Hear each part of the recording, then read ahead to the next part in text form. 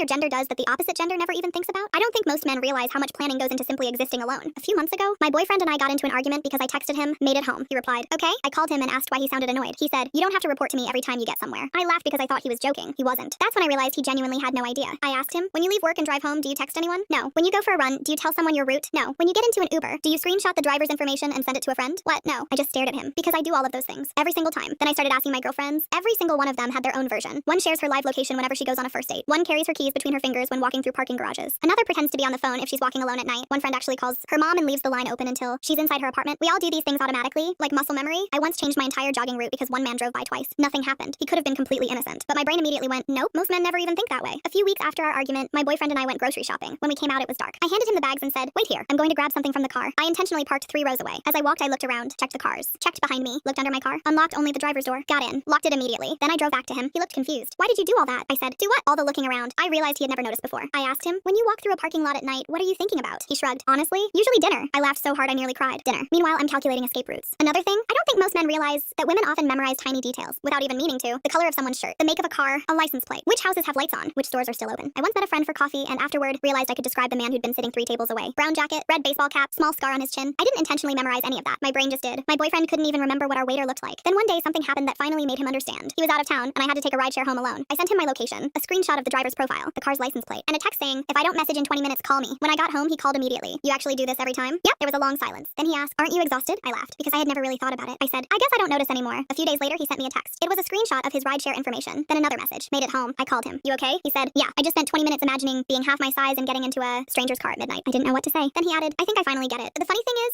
women don't usually talk about these habits because they're not dramatic. They're just normal to us. And that's the weird part, because the thing the opposite gender rarely thinks about isn't some huge mystery. It's that for a lot of women, safety isn't an occasional concern. It's a background app that's always running.